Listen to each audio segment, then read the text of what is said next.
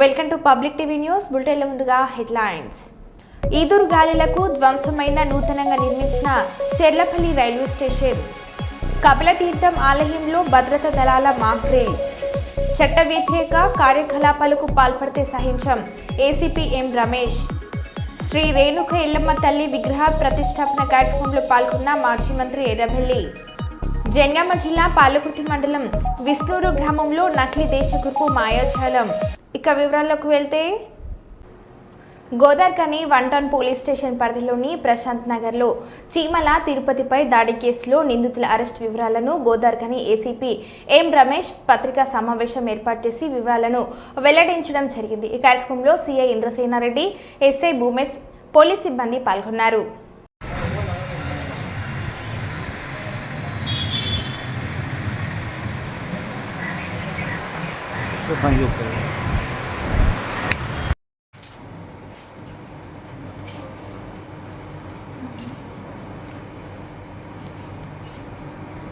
నిన్న గోదార్కని 1 టౌన్ పరిధిలోని ప్రశాంత్ నగర్ కాలనీ లోపల చీమల తిరుపతి అనే వ్యక్తి మీద రాగుల రాజశేఖర్, భువనగిరి రాకేష్ అనే 2 వ్యక్తులు కత్తులతోటి చంపడానికి ప్రయత్నం చేయడం జరిగింది. దీనికి సంబంధించిన ఈ సంఘటనకు సంబంధించి గోదార్కని 1 టౌన్ లోపల హత్యా ప్రయత్నం కేసు ఇమ్మీడియట్గా నమోదు చేసి వెంటనే వాళ్ళను వితిన్ 24 అవర్స్ లోపల ఆ 2 వ్యక్తులు రాగుల రాజశేఖర్, భువనగిరి రాకేష్ ఇద్దరిని కూడా అరెస్ట్ చేసి ఈరోజు కోర్టుకు పంపించడం జరుగుతుంది. ఈ కేసు నేపథ్యం ఏంటంటే, ఈ చీమల తిరుపతి ఈ రాకేష్ వీళ్ళు ముగ్గురు కూడా గతం లోపల ఒక మర్డర్ కేసు లోపల నిందితులు. దానికి సంబంధించి ఆ మర్డర్ కేసు విక్టిమ్స్ తోటి కాంప్రమైజ్ చేసుకోవాలనే ఉద్దేశం ప్రయత్నం చేస్తే తిరుపతి సహకరించడం లేదనే ఉద్దేశంతో రాకేష్ ఇద్దరు కలిసి నిన్న అతన్ని చంపడానికి ప్రయత్నం చేశారు. చంపడం వల్ల ఆ కేసులో మెయిన్ కేసులో తప్పించుకోవచ్చు అనే ఉద్దేశంతో వీళ్ళు చేయడం జరిగింది. దీన్ని శాస్త్రీయంగా పరిశోధన చేసి వితిన్ 24 అవర్స్ లోపల మేము వాళ్ళని పట్టుకొని సరైన ఆధారాలతో ఈరోజు కోర్టులో ప్రొడ్యూస్ చేయడం జరుగుతుంది. ఈ సందర్భంగా గోదావరికనిలో ఉన్న వీళ్ళందరికీ దీని ఒక హెచ్చరికగా భావించి వీళ్ళందరికీ లా అండ్ ఆర్డర్ పరంగా ఎటువంటి సమస్య వచ్చినా, ఎటువంటి చిన్న చిన్న ఇష్యూలు వచ్చినా సహించే క్వశ్చన్ లేదు. వాళ్ళందరికీ చట్టపరంగా చాలా కఠినమైన చర్యలు తీసుకోవడం జరుగుతుంది. కేంద్ర ప్రభుత్వం 29 చట్టాలను 4 కోడ్లుగా చేయడాన్ని నిరసిస్తూ సింగరేణి ఉద్యోగులతో పాటు మినరల్స్ బ్యాంకర్స్, అసంఘటిత కార్మిక రంగాలకు చెందిన ఉద్యోగులు ఈ నెల 20న దేశవ్యాప్తంగా నిర్వహించే సమ్మెలో సింగరేణి ఉద్యోగులు పాల్గొనాలని ఆయన కోరారు. ఇల్లందులో నిర్వహించిన సమావేశంలో మాట్లాడుతూ బొగ్గు గనులకు పుట్టినిల్లు అయిన ఇల్లందు ప్రాంతంలో బొగ్గు గనులకు అవకాశం లేకుండా పోయిందని, గత ప్రభుత్వం విధానాల వలన ఈ పరిస్థితి వచ్చిందని అన్నారు. రాష్ట్ర ప్రభుత్వం సింగరేణి తీసుకోవాలని, కార్మికులకు సొంత ఇంటి పథకం అమలు చేయాలని డిమాండ్ చేశారు. జాతీయ కార్మిక సంఘాలతో కలిసి పాల్గొనే సమ్మె కోసం ఈ నెల 2వ వారం నుంచి అన్ని కార్మిక సంఘాలతో చర్చలు కొనసాగిస్తామని అన్నారు. బొగ్గలు, స్టీలు, అనేక రకాల మినరల్స్ సంబంధించి, బ్యాంకులకు సంబంధించి, అసంఘటిత రంగం, రైతాంగం వీళ్ళందరూ రేపు ఈ సమ్మెలో పాల్గొనబోతాం. ఈ సమ్మె ప్రధాన ఉద్దేశం ఏదైతే 29 చట్టాలను 4 కోడ్ల చేసి అసలు కార్మికులకు హక్కు లేకుండా చేసి యజమానులకే పూర్తి హక్కు కల్పించే యొక్క సమ్మెను కార్మిక వర్గం అంతా వ్యతిరేకిస్తూ ఉన్నారు. ఇప్పటికే ప్రిపరేటరీ మీటింగ్లు జరుగుతూ ఉన్నాయి. రేపు ఈ సమ్మె అయితే సంఘం పెట్టుకునే హక్కు ఉండదు. రెండోది, ఒక కార్మికుడికి యాక్షన్ తీసుకుంటే కోర్టుకు పోకుండా సంప్రదింపులు చేయాలి తప్ప కోర్టుకు పోనే హక్కు లేదు. అదేవిధంగా ఒక సంఘంలో ఒక యూనియన్ ముఖ్యంగా మాట్లాడాలంటే ఫస్ట్ ఎన్నికలు పెట్టాలంటే 51% ఉంటే తప్ప ఎన్నికలు పెట్టే పరిస్థితి ఉండదు. ఇలాంటి ప్రధానమైన ఏదైతే ఉన్నాయో వాటన్నింటినీ ఈ యొక్క సమ్మెలో తీవ్రంగా వ్యతిరేకిస్తూ మేము ఇలా సమ్మెలో పోతా ఉన్నాం. కాబట్టి సింగరేణి కార్మిక వర్గం అంతా మే 20వ తారీఖున అన్ని కార్మిక సంఘాల ఆధ్వర్యంలో జరిగే సమ్మెను జయప్రదం చేయాలి. ఇందులో ప్రస్తుతం ఉన్న సందర్భం ఏంటంటే బిఎంఎస్ మినహాయించి అన్ని జాతీయ కార్మిక సంఘాలు, ప్రాంతీయ కార్మిక సంఘాలు పాల్గొంటూ ఉన్నాయి. కాబట్టి ఇదొక అంశం. రెండవ అంశం, ఈరోజు ఎల్లందు లాంటి బొగ్గు పుట్టిన ఏరియాలో రేపు రాబోయే రోజుల్లో బొగ్గు కనుమరుగయ్యే పరిస్థితి కనబడతాము. ఒకప్పుడు 10,000 మంది కార్మిక వర్గాన్ని చూసినాం. ఈనాడు 500 పైచీలకు వస్తూ ఉన్నాం. రేపు కనుక ఏదైతే రేపు ఈ జేకేఫై ఎక్స్టెన్షన్ రొప్పేడు ఓపెన్ కాస్ట్ వారు ఇచ్చిన టెండర్ ప్రకారం ఓబీ బొగ్గు వాళ్ళకి ఇచ్చిన సందర్భాలు చూస్తూ ఉన్నాం. ఇదే కొనసాగితే ఇంకా 200 మంది ఈ ఏరియాకి ట్రాన్స్ఫర్ కావాల్సి వస్తుంది. అంటే కేవలం 200 మంది 300 మందితో ఏరియా మొత్తం నడపాల్సిన పరిస్థితి వస్తుంది. అందుకనే ఈరోజు నేను ఇటు మేనేజ్మెంట్ ప్రభుత్వాన్ని ఒక విధంగా డిమాండ్ చేస్తూ ఏదైతే 12-3 సెటిల్మెంట్ ఉందో ఈ కోయగూడెం ఏదైతే 2003లో జరిగిన ఒక అగ్రిమెంట్ ఇల్లందు దాన్ని బట్టే బొగ్గు తీసే పని పర్మనెంట్ కార్మికులకు చేయాలని ఒక చట్టం ప్రకారం బొగ్గు తీసే పనిని కార్మికులకే ఇవ్వాలి.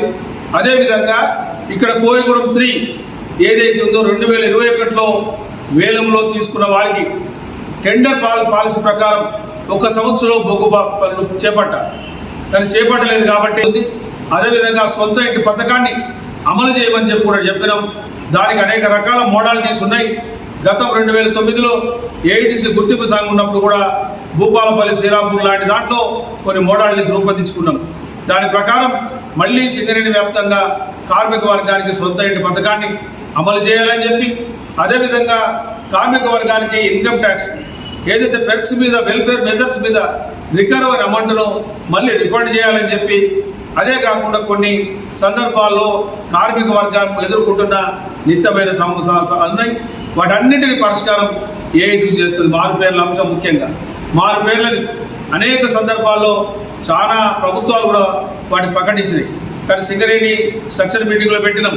ఇప్పటికీ అడ్వకేట్ జనరల్ నుంచి ఒక అనుమతి రావాలి. అనుమతి వచ్చిన తర్వాత వాటిని ఏ విధమైన మారు పేర్లలో ఇంటి పేరు కొన్ని వేరే ఉన్నాయి, కొన్ని కులాల పేర్లే వేరే ఉన్నాయి, రకరకాల పేర్లు ఉన్నాయి. వాటన్నిటిని సాగ్రిగేట్ చేసి వాటిని కూడా అమలు చేస్తాం.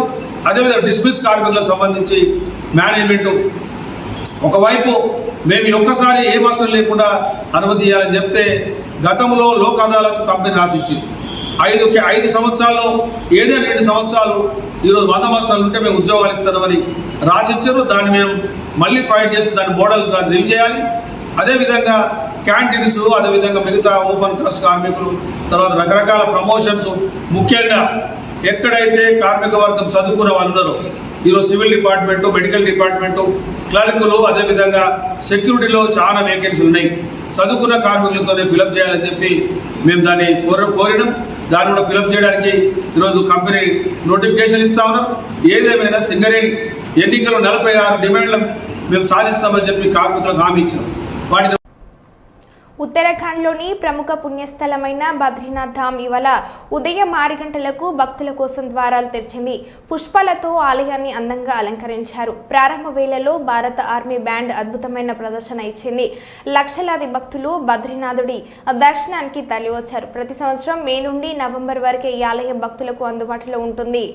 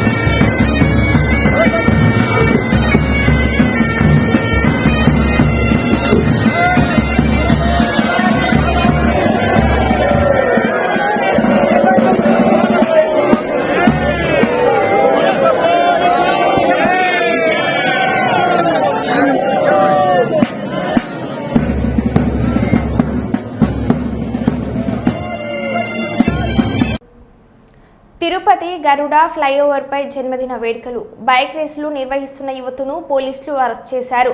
సోలార్ సిపి కెమెరాల ద్వారా ఫ్లైఓవర్పై పార్టీ చేసుకున్నట్లు గుర్తించిన పోలీసులు అక్కడికి చేరుకొని అందరినీ అదుపులోకి తీసుకున్నారు. వాహనాల వేగం వల్ల ప్రమాదాలు సంభవించవచ్చని పార్టీలు వాహన పార్కింగ్లకు వంతెనపై నిషేధమని పోలీసులు విజ్ఞప్తి చేశారు.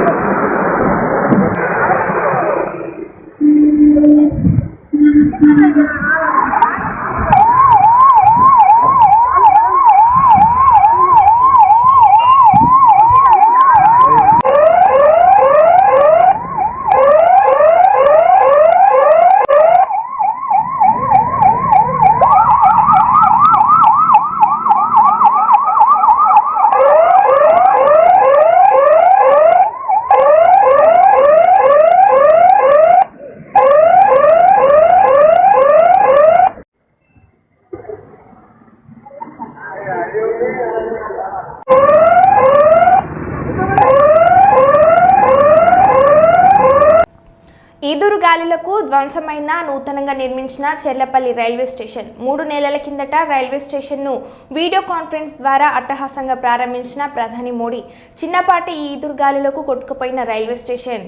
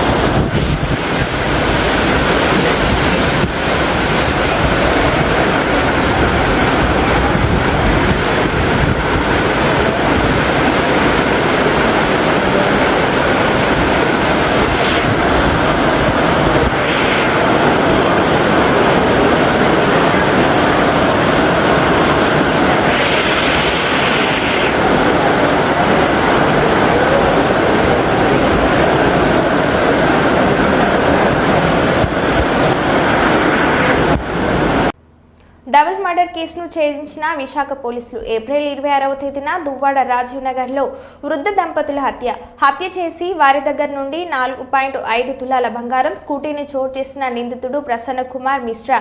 నిందితుడి నుంచి 4.18 లక్షల రూపాయలు స్వాధీనం చేసుకున్న పోలీసులు ప్రసన్న కుమార్ శర్మ ఇంటర్నేషనల్ క్రిమినల్గా పేరొందిన విశాఖ సిపి దుబాయ్ ఎమిరేట్స్లో నేరం చేసి 5 సంవత్సరాలు జైలు శిక్ష అనుభవించినట్లు చెప్పిన సిపి చూస్తే ప్రసన్న కుమార్ మిశ్రా అని తెలిసింది. Prasanna Kumar Mishra native of Odisha. అతని వైఫ్ అండ్ ఈ లేడీ డిసీజ్ ఇద్దరు ఫ్రెండ్స్. తర్వాత ప్రసన్న కుమార్ మిశ్రా గారి భార్య కోవిడ్ అప్పుడు చనిపోయారండి. కానీ ఆ పరిచయం మాత్రం ప్రసన్న కుమార్ మిశ్రాతో ఆ డిసీజ్ లేడీతో పరిచయం కంటిన్యూ అయింది. ఈ ప్రసన్న కుమార్ మిశ్రా బ్యాక్గ్రౌండ్ చూస్తే యునైటెడ్ అరబ్ ఎమిరేట్స్ అక్కడ ఒక పోలీస్ స్టేషన్లో అతని మీద కేసు ఉంది. అతను అక్కడ ఒక ప్రాపర్టీ అఫెన్స్ చేసి 5 సంవత్సరాలు అక్కడ జైల్లో ఉన్నాడు. తర్వాత 5 సంవత్సరాల తర్వాత అతను జైలు నుండి బయటికి వచ్చాడు. వచ్చిన తర్వాత ఇక్కడికి మన ఇండియాకి తిరిగి రావడం జరిగింది. ఇప్పుడు ఆ వ్యక్తి ప్రసన్న కుమార్ మిశ్రా కొన్ని అప్పు తీసుకున్నాడు వేరే వాళ్ళ నుండి.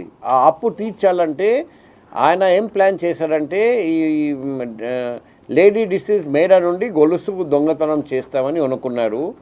సో ఆ రోజు కూడా ఇంటికి వచ్చిన తర్వాత ఫస్ట్ మేడా దగ్గర అది నరికేసి తర్వాత గొలుసు లాక్కున్నారు.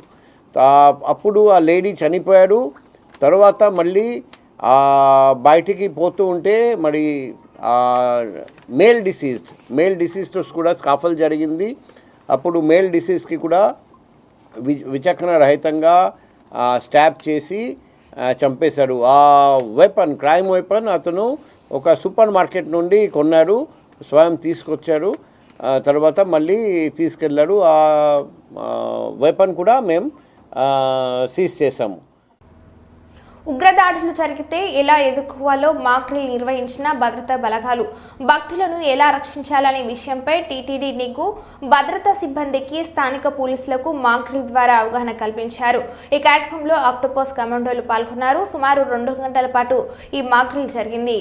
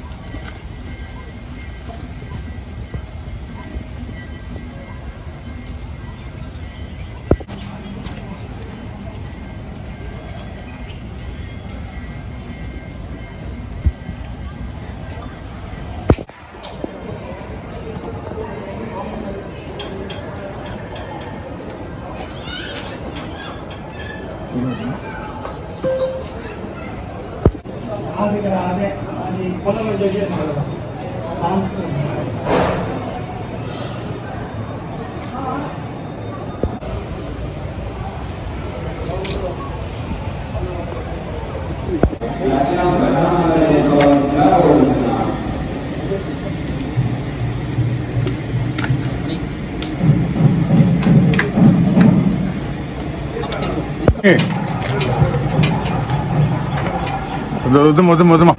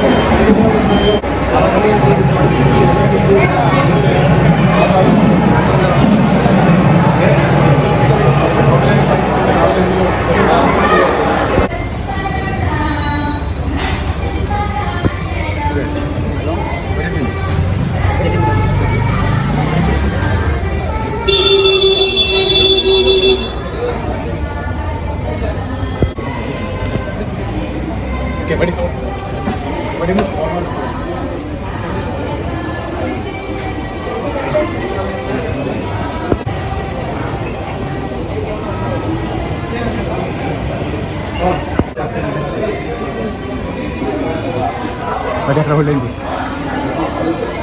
ఓం నమః శివాయ శ్రీ కపిలేశ్వర స్వామి దేవాలయంలో డేటా ఫ్రమ్ D5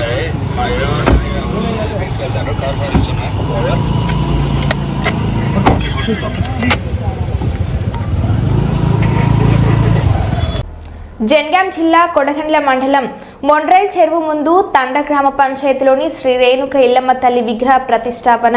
ఈ కార్యక్రమానికి ముఖ్య అతిథిగా పాల్గొన్న మాజీ మంత్రి ఎర్రబెల్లి దయాకర్రావు వేద పండితుల సాక్షిగా అమ్మవారికి ప్రత్యేక పూజలు చేసి విగ్రహ ప్రతిష్టాపన చేయడం జరిగింది. ఈ కార్యక్రమంలో జిల్లా మండల గ్రామ ముఖ్య సీనియర్ నాయకులు, కార్యకర్తలు, యూత్, సోషల్ మీడియా నాయకులు తదితరులు పాల్గొనడం జరిగింది.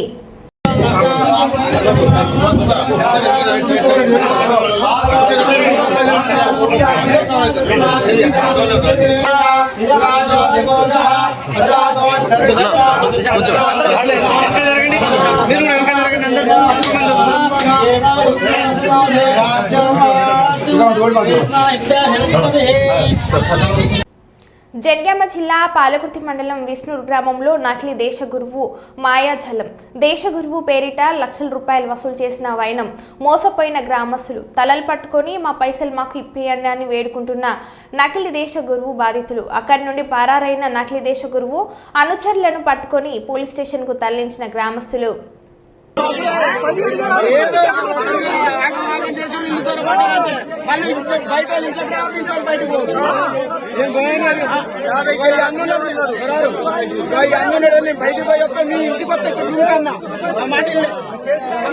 దేశగురు అనే ఒక మాయ మాటలతో వచ్చి గ్రామాన్ని మొత్తం విచ్చలవిడిగా అమాయక ప్రజలను ఆగం చేసి ఒక్కొక్కరి దగ్గర చేతబడి చేస్తాం, బాగు చేస్తామని ఒక ముఠా తయారై ఒక యువక ఒక జుంపాలు గడ్డాలతో వచ్చి జనాన్ని మోసం చేసి ఒక్కొక్కరి దగ్గర 20,000, 10,000 గొర్రెపోతులు, క్వింటాల బియ్యం ఇచ్చుకుంటూ ఒక దగ్గర సుమారుగా 2 లక్షల రూపాయల దాకా వసూలు చేసి జనాన్ని మోసం చేసి పారిపోతుంటే ఇక్కడ యూత్ పిల్లలు అందరూ ప్రజల సమక్షంలో అందరూ పట్టుకొని వాళ్ళ దగ్గర నుంచి రికవర్ చేసి ఎవరైతే ఎవరో డబ్బులు బియ్యం తీసుకునే వారికి ఇప్పించడానికి ప్రజలందరూ చాలా కోపంతో ఉన్నారు.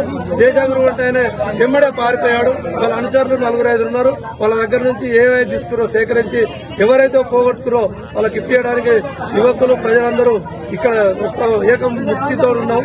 ఎటు చేసి ఇట్లాంటిది ఇంకా వేరే గ్రామంలో జరగకుండా సంబంధిత పోలీస్ స్టేషన్ కూడా సమాచారం ఇస్తాం. పై అధికారులకు కూడా జిల్లా కలెక్టర్ ఎస్పీలకు కూడా ఇచ్చి వాళ్ళని ముఠా కట్టుదిట్టం చేయడానికి మీ ఊరంతా పోయి పోలీస్ స్టేషన్ కూడా ఫిర్యాదు చేయడానికి మేము ముందున్నామని తెలియజేస్తున్నాం.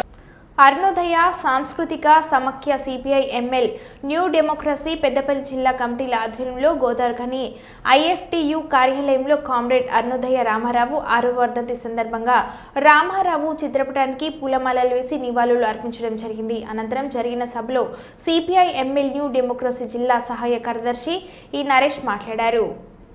జోహార్ కామ్రేడ్ రామరావన్నకు, జోహార్ కామ్రేడ్ రామరావన్నకు, అమర వీరులకు, అమర వీరులకు, ప్రజా కళలు వర్ధిల్లాలి, ప్రజా సాహిత్యం వర్ధిల్లాలి, ప్రజా కళలు వర్ధిల్లాలి, అమర వీరులకు జోహార్లు, అమర వీరులకు జోహార్లు, అమర వీరుల ఆశయాల్ని సాధిస్తాం సాధిస్తాం, అమర వీరుల ఆశయాల్ని సాధిస్తాం సాధిస్తాం.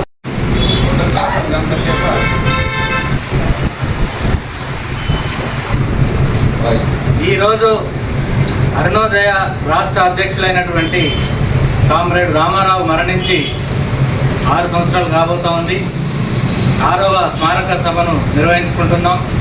కామ్రేడ్ రామారావు అన్న ప్రజల చైతన్యం కోసం అనేకమైనటువంటి కళారూపాలను నిర్వహించి ప్రజలు చైతన్యం చేసి ఈ ప్రభుత్వాలకు వ్యతిరేకంగా నిలిపినటువంటి ఒక గొప్ప కళాకారుడు. ఆయన లేని లోటు ఇవాళ అరుణోదయ సంస్థకు కానీ వారి కుటుంబానికి కానీ తీవ్రమైనటువంటి నష్టంగా భావిస్తాను. ఇవాళ ప్రభుత్వాలు అనుసరిస్తున్నటువంటి ప్రజా వ్యతిరేక విధానాలపైన తన గళాన్ని ఆటను పాటను వినిపించేవాడు. ఇవాళ ఆ ప్రభుత్వం యొక్క విధానాలని ఎండగట్టి మరి ప్రజల యొక్క సమస్యల పరిష్కారం కోసం మంచి మంచి పాటలు పాడి ప్రజలు చైతన్యవంతం చేసే ఒక గొప్ప కళాకారుడు ఇవాళ మన మధ్య లేకపోవడం చాలా బాధాకరమైనటువంటి విషయం. అలాంటి రామరావన్నకు విప్లవ జోహర్లు అర్పిస్తూ ఇవాళ స్మారక సభను నిర్వహించుకున్నాం. ఇవాళ రామరావన్న ఆశయాన్ని ముందుకు తీసుకుపోవాలని చెప్పి ఈ సందర్భంగా తెలియజేస్తాం. మరో బులెటిన్లో మళ్ళీ కలుద్దాం. Stay tune.